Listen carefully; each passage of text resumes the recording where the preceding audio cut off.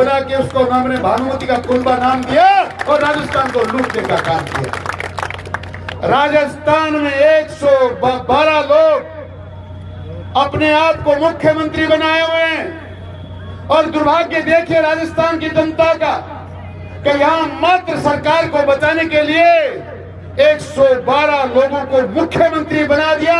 लूटो खाओ कसोटो, मेरी सरकार को मत गिरने देना। होटल में जाना चाहो जाओ, मुजरे देखो, डांस देखो, नाच गाना देखो, खाना खाओ, पर मेरी सरकार बची रहनी चाहिए। सरकार एक लगा हुआ है बचाने में कुर्सी को, दूसरा कह रहा है गिरा के छोड़ूंगा, तेरी मर्जी हो सो कर ले। ये राजस्थान में 4 साल से हुआ। 4 साल से विकास की कोई बात करने की जरूरत नहीं। लूट खसोट हुई, उदयपुर वाटी की धरती का सीना चीर चीर कर आयरन और यहां से एक्सपोर्ट किया गया, बजरी यहां से निकाली गई, पहाड़ों का दोहन यहां किया गया, मदन मणकस की हत्या यहां हुई, बरबोटा महावीर धादरिया की हत्या यहां हुई, रिछपाल सैनी की हत्या यहां हुई। ये तो उदयपुर वाटी में हत्याओं का सिलसिला है। 6 लोगों की हत्याएं हो गई है। कोई शख्स खड़ा होकर ये कहे कि भारतीय जनता पार्टी में 5 साल में कभी किसी चीटी को मारा गया, किसके साथ कोई अन्याय हुई? अरे इनका तो इतिहास है।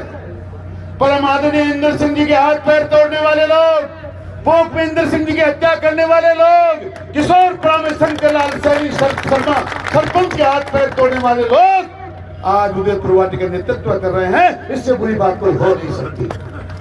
ऐ बुजुर्गों, नौजवान दोस्तों, मैं आपसे आह्वान करने आया हूं, अब भी वक्त है, समय बहुत कम बचा है। लंबे चौड़े भाषण में कुछ नहीं रखा, मात्र इतना निवेदन करने आया हूं, आने वाले समय में कोई गलती पिछली बार की तरह हो नहीं जाए। नहीं तो कोई कहेगा केकरा मारे तो कोई समाज में ही ब्याह मंड को इतना खोगा साहब दुकान आएगो, कदे खोगा साहब कोई और आएगो।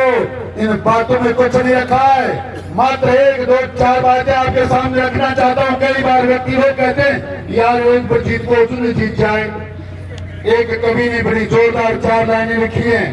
एक सफलता एक चुनौती है, स्वीकार करो। एक सफलता एक चुनौती है, स्वीकार करो। कहाँ रहेगी कमी देखो, सोचो, सुधार करो। जब तक ना मिल जाए सफलता, जब तक ना मिल जाए सफलता, नींद से इनको त्यागो तुम, संघर्षों का मैदान छोड़ मत भागो तुम।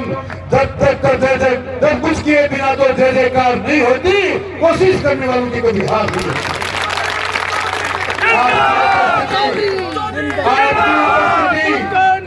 आपकी उपस्थिति इस जनकाक्रोश यात्रा का समाप्त ये सिद्ध कर रहा है कि आप लोगों में जोश है, आप लोग परिवर्तन लाना चाहते हैं। हम सब लोग भी आपसे यही निवेदन करने आए, परिवर्तन आना चाहिए। पर वक्त आने के समय सुंदरलाल जी एक बात कहा क्या करता, एक आंधो आदमी एक बड़ा सा होल के बीच में घुस गो, अरे गांव में बाहर गाला गेलो बताओ, गेलो बताओ, गेलो बताओ। राजेंद्र जी गेलो जी का गेले जाए, बोले भाई गेला को तो फेरो को नहीं, ये होल के एक बारनो है, ये बीच का हाथ लगा ले और बाहर नागन चाल तो जा जी, खाली जगह होगी ना बाहर में आ जाए, बाहर निकल जाए। आंधो आदमी बीच का हाथ लगा लियो, चाल तो गयो, चाल तो गयो, वो बाहर में टाट में चली, खाज जो खाज खोल लगा और बाहर में आगे निकल गो। 10 एक महीना बाद में टाट में खाद चल जाएगी तो यही जूत वजू लगेगा और आई काम वजू लगी। अरे भाई डांसू लागो बाढ़ में जाओ। इसलिए राजस्थान में क्या हुआ, युवाओं के साथ क्या धोखा हुआ, किसान का क्या कर्जा माफ हुआ, कितनी बेरोजगारी हुई, किस प्रकार के पेपर बिके, सारे लोगों ने बहुत बता दिया। हम राजस्थान से ज्यादा दुखी इसलिए हैं कि राजस्थान में कहीं भी ऐसा गुंडा राज नहीं है जैसा उदयपुर वाटी में है। यहाँ तो अपने आप को बनाए रखने के लिए, खनन माफिया बनकर लूटने के लिए, इंसानों की हत्याएं करने के लिए वो लोग राज करते हैं जो आपके सामने कहते हैं कि राजस्थान का मुख्यमंत्री भी यार शराब मूड देखकर बात करता है। ऐसे लोग आपका नेतृत्व करते हैं। और उसके उपरांत कल परसों कह रहे थे मैं तो मुख्यमंत्री को टूटिया में बुलाता हूँ। अरे तो छोड़ो, 15 साल को टूटियो कर दियो तू, क्या केरला में बुलावा है? एक किसी को टूटिया में बुलाता है और एक किसानों का अपने आप को नेता कहने वाला हमको टाइम देता है कि 18 तारीख को मैं किसान सम्मेलन करूंगा। ए मेरे नौजवान दोस्तों, ए किसान बुजुर्गों, हम अगर किसी किसान नेता का सम्मान करना चाहते हैं तो बहुत सी जगह हमारे पास उपलब्ध है। लिबर्टी फार्म हाउस में तो वो लोग जाते हैं जो अन्याय को बढ़ावा देते हैं, तो अन्याय का साथ देते हैं। ये वही फार्म हाउस है जिसको हमने भारतीय जनता पार्टी की सरकार के समय छुड़वाया था। उसकी अवैध जगह पर आने के बाद अगर कोई अपने आप को किसान का नेता कहता है तो इस बात को मैं मानने को तैयार नहीं। इसलिए आने वाले समय में लंबी चौड़ी बातों की कोई करने की जरूरत नहीं। आप सब लोगों को सावचेत रहकर ये परिवर्तन लाना है। और मेरी एक ही बात कहूंगा, क्योंकि हमसे बहुत बड़े बड़े नेता भी मंच पर विराजमान है, उन सबको भी सुनना है। आपसे इतना ही कहता हूं, एक कवि ने बहुत जोरदार बात कही है और वो आप पर भी सब बहुत बखूबी लागू होती है कि परिंदे तो यूं ही क्यों बैठकर ऊंचे आसमान को देखता है। एक परिंदे तो यूं ही क्यों बैठकर ऊंचे आसमान को देखता है। पंखों को फैला ये जमाना सिर्फ उड़ान देखता है। लहरों की तो फितरत है शोर मचाने की, लहरों की तो फितरत है शोर मचाने की। मंजिल उसको मिलती है जो आंखों से सैलाब देखता है। आंखों से सैलाब देखोगे, 4 साल के जो घाव आप पर लगे हैं उनको याद रखोगे, उनको जिंदा रखोगे तो आने वाले समय में परिवर्तन को कोई बदल नहीं सकता। भारतीय जनता पार्टी को जीतने से कोई रोक नहीं सकता। आप लोग पधारे, आपका स्वागत, आपका बहुत बहुत धन्यवाद। बच्चा उदयपुर वाटी के जनमानस से 3 सवाल करता है। अगर आप संतुष्ट हो तो बिल्कुल मुझे कोई दिक्कत नहीं है। धन्यवाद दे देना गहलोत सरकार को और कांग्रेस सरकार को।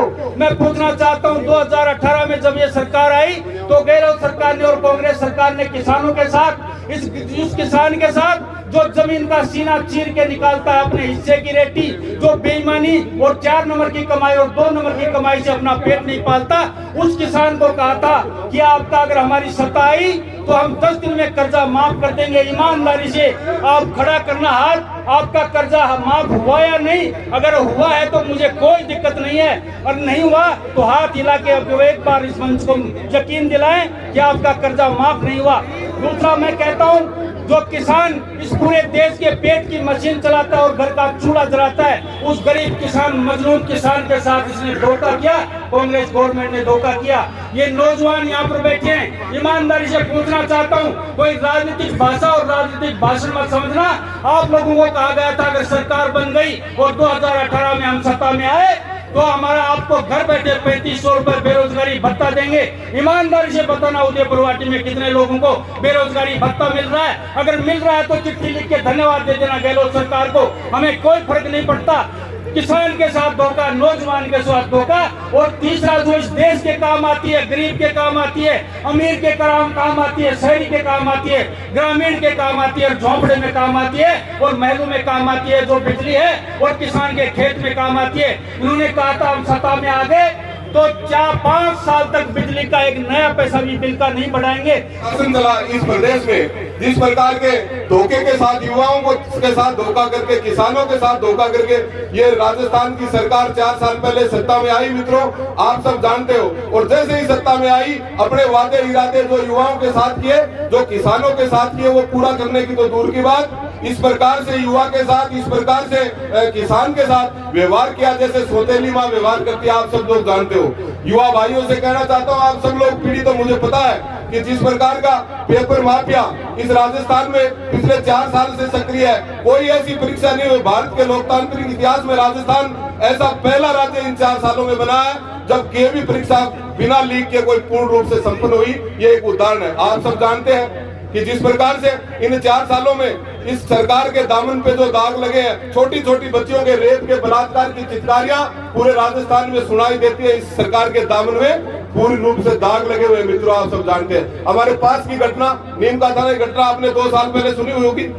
मंडप के अंदर से दुल्हन को अगवा कर ले जाना, इससे और शर्म की बात और क्या हो सकती है? इस लोकतांत्रिक इतिहास के अंदर कभी भी आपने राजस्थान में इस प्रकार का वातावरण नहीं देखा होगा कि फेरों के मंडप के नीचे से दुल्हन को कोई गुंडे उठा ले जाए। पुजारियों को आप सब जानते हैं, मंदिरों में पुजारियों को जलाकर मार डालना आप सब जानते हैं। मित्रों, हमारे एससी के भाइयों पर, हमारे एससी की बहन बेटियों पर जिस प्रकार के कारगुजारियां, जिस प्रकार के बलात्कार, व्याभिचार, अनाचार, अत्याचार इस सरकार में हुए, कभी नहीं हुआ। आज से 7-8 साल पहले आप सब जानते हैं देश में मनमोहन सिंह जी की सरकार चली थी लगातार 10 साल। और उस सरकार के अंदर जिस प्रकार का वातावरण आपने देखा, रोज घोटाले, कभी काली मोदी का घोटाला, कभी ए राजा का घोटाला, कभी सुरेश कलवाणी का घोटाला, कभी 2G स्पेक्ट्रम, कभी 3G स्पेक्ट्रम, कभी 4G स्पेक्ट्रम, रोज घोटाले। लेकिन जब 2014 में इस देश की जनता ने देश के यशस्वी प्रधानमंत्री माननीय नरेंद्र मोदी जी को देश की सत्ता सौंपी, आप सब जानते हैं कि एक स्वाभिमान इस देश के प्रत्येक नागरिक के अंदर जागृत हुआ।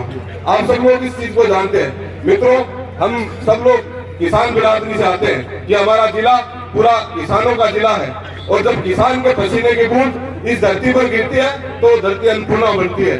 और वही किसान का बेटा जब सीमा पर जाकर इस देश की रक्षा करता है तो उसके सम्मान की अगर कोई बात करता है तो नरेंद्र मोदी करता, आप सब लोग जानते हैं। इससे पहले भी मैं इस मंच के माध्यम से मैं उनको श्रद्धांजलि देना चाहूंगा, उनको आभार व्यक्त करना चाहूंगा माननीय हमारे स्वर्गीय अटल बिहारी वाजपेयी जी को कि जिन्होंने सैनिक का सम्मान करने का काम, उनको सम्मान देने का काम किया, तो माननीय अटल बिहारी वाजपेयी जी ने किया। आप सब लोग जानते हो कि पहले जब शहीद हो जाता था सैनिक तो उसकी सिर्फ एक टोपी आती थी, एक संदूक आती थी, लेकिन इतने राजकीय सम्मान के साथ उसकी पार्थिव देह पूरे जिले के अधिकारी, सरकारों के मंत्री सभी उनको सैल्यूट करने के बाद एक बहुत सम्मान के साथ उसको दाह संस्कार की प्रक्रिया का जो काम शुरू किया वो श्रद्धेय अटल बिहारी वाजपेयी जी ने किया। मित्रों, ये भारतीय जनता पार्टी की सरकार है। मित्रों, आप सब जानते हैं कि नरेंद्र मोदी जी जब देश के प्रधानमंत्री बने तो किस प्रकार की सीमाओं की स्थिति थी, लेकिन इस भारत माता के सपूत ने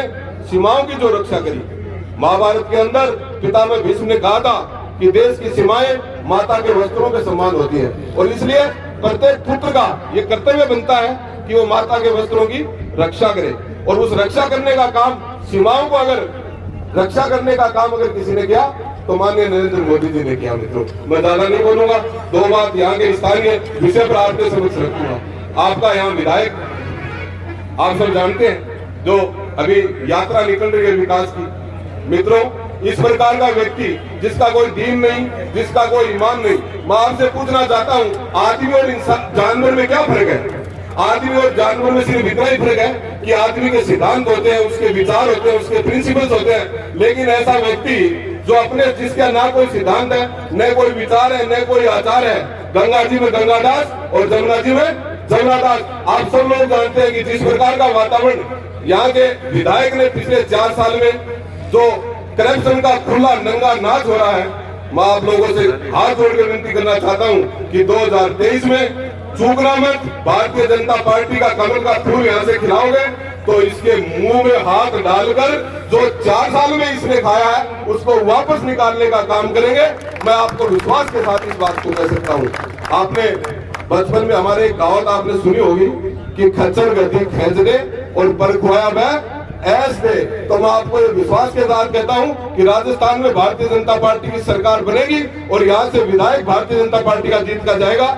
तो इसने जो घोटाले किए हैं, जो जमीनों में उठा के लोगों की मिट्टी बेची है, गरीब लोगों की जमीन की मिट्टी उठा के बजरी के रूप से बेची है, और जिस प्रकार का इसने वातावरण क्रिएट किया है, आपने 4 साल में दंश झेला है। मैं यहाँ अभी इस सभा के लिए 2-3 दिन यहाँ लोगों से मिलने गया तो लोगों ने एक ही बात कही, मैं इस लोकतांत्रिक इतिहास में इस प्रकार का क्षेत्र नहीं देखा होगा कि लोग इतने डरे हुए हैं कि भाई साहब हमारे बिजली का बिल VCR भरवा देगा, हमारे कोई पुलिस में बंद करवा देगा। इस प्रकार का वातावरण, सरकारें आती है, सरकारें जाती है लोकतंत्र में, और भी जिले में बहुत सी विधानसभाएं, लेकिन इस प्रकार का जो गुंडागर्दी का नगर नाच आपके यहाँ के विधायक ने कर रखा है, इसका मित्रों पाई का बदला लिया जाएगा। ये इस मंच के माध्यम से आप सबकी उपस्थिति में आपको विश्वास दिलाना चाहता हूँ। मैं लंबा समय न लेते हुए हमारे आए हुए अतिथियों का और आप सब लोगों का हाथ जोड़कर आपको प्रणाम